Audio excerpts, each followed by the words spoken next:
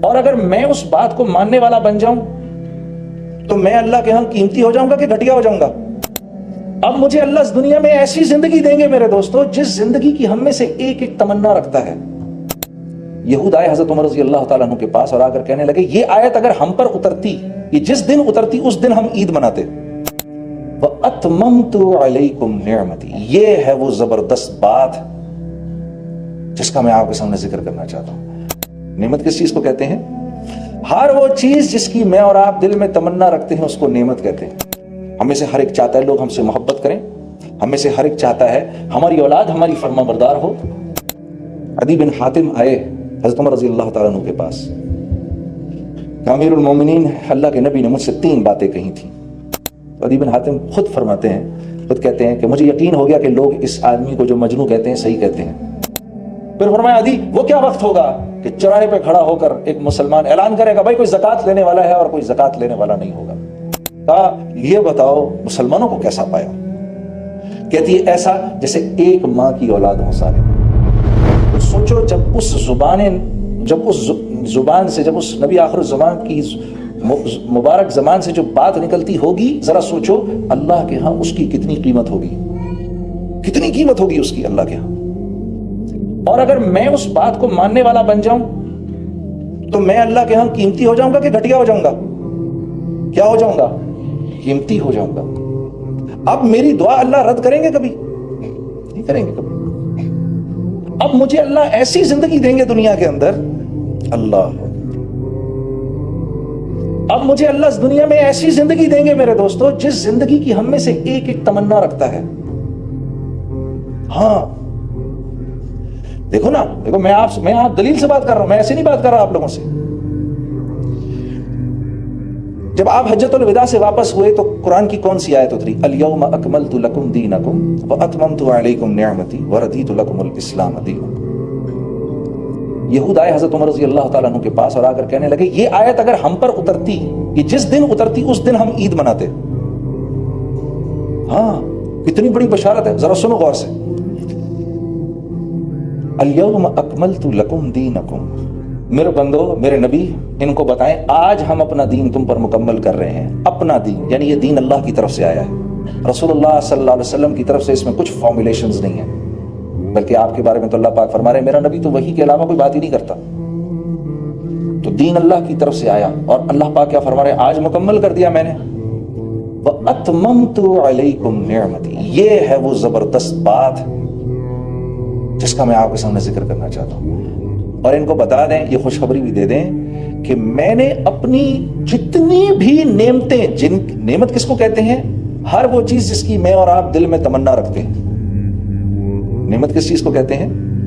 ہر وہ چیز جس کی میں اور آپ دل میں تمنا رکھتے ہیں اس کو نعمت کہتے ہیں۔ اللہ پاک فرما رہے ہیں وَأَتْمَمْتُ عَلَيْكُمْ نِعْمَتِي، ان کو بولے میں نے ساری کی ساری نعمتیں آج ان پر تمام کر دی۔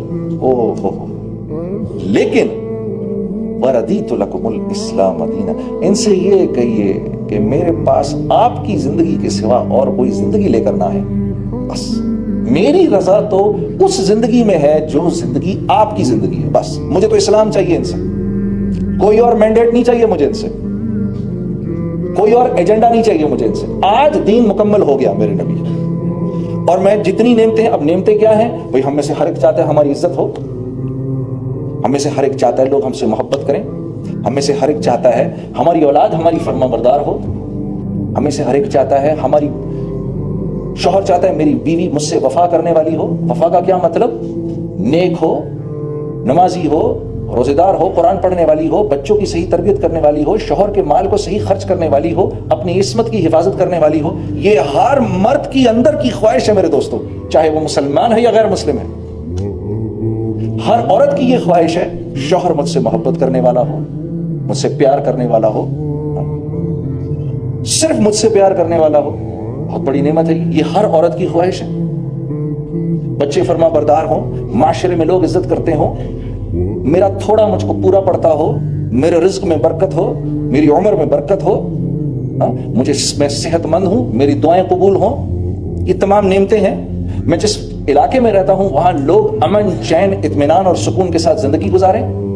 ہمارا حاکم ہمارے بڑوں کی عزت کرنے والا ہو, ہمارے بچوں کی عزت کرنے والا ہو, ہمارے بچوں پر شفقت کرنے والا ہو, مسلمانوں کے جان مال جو ہیں وہ دوسرے مسلمانوں کے ہاتھوں سے محفوظ رہیں, اور جو رعایا ہے وہ اپنے حاکم کی بات کو منوعاً ماننے والی ہو.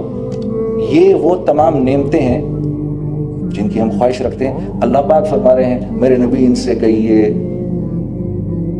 اتنا ایمان ضرور بنا لیں کہ میرے حکموں پر چلیں, میں ان سے وعدہ کر رہا ہوں یہ تمام نعمتیں ان کو دے دوں گا. عدی بن حاتم آئے حضرت عمر رضی اللہ تعالیٰ عنہ کے پاس. امیر المومنین, اللہ کے نبی نے مجھ سے 3 باتیں کہی تھی. پہلی بات, جب مجھے بٹھایا نا اپنے سامنے, اور یہ مدینے کیوں آئے, کیونکہ مسلمانوں کے ایک قافلے نے قبیلہ طے کے لوگوں کو پکڑا, ان میں ان کی بہن بھی تھیں,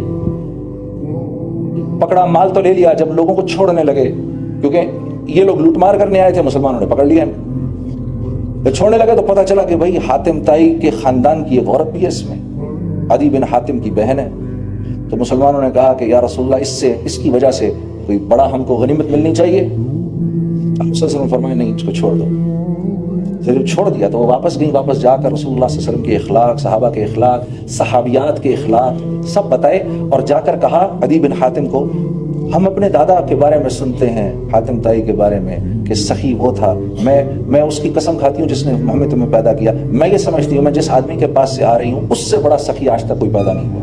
تو بڑے حیران ہوئے عدی بن حاتم, اچھا ہمارے دادا سے بڑھ کے بھی کوئی ہے. تو پہنچ گئے اللہ کے نبی کے پاس, وہاں دیکھا تو صرف غریب غربا بیٹھے ہوئے سارے, کھانے کو بھی نہیں ہے. تو ایک نظر یوں ڈالی, پھر ایک نظر یوں ڈالی, پھر کیونکہ سردار تھے بیٹھے رہے, اللہ کے نبی آپ گئے. آپ نے فرمایا عدی وہ کیا وقت ہوگا جب میرے ماننے والے دمشق کے اوپر چڑھائی کریں گے اور مسلمانوں کا جو حرابل دستہ ہوگا اس میں مسلمانوں کا علم تیرے ہاتھ میں ہوگا. عدی بن حاتم خود فرماتے ہیں, خود کہتے ہیں کہ مجھے یقین ہو گیا کہ لوگ اس آدمی کو جو مجنون کہتے ہیں صحیح کہتے ہیں, کہ یہاں تو کھانے کو نہیں اور یہ دمشق پہ چڑھائی کی بات کر رہا ہے. جی پھر کہا اچھا عدی یہ بتا وہ وقت کیا وقت ہوگا جب یمن سے ایک عورت زیورات سے لدی بھدی چلے گی اور مدینے آئے گی اور کوئی اس کو چھونے والا نہیں ہوگا. تو کہتے ہیں میں چپ رہ بھی نہیں سکا, بے ساختہ میرے منہ سے نکل گیا, تو کیا قبیلہ طے کے سارے مرد مر چکے ہوں گے؟ کہتے ہیں میرے منہ سے نکل گیا بے ساختہ, کہتے ہیں ہم تو ڈاکو لٹیرے مشہور تھے.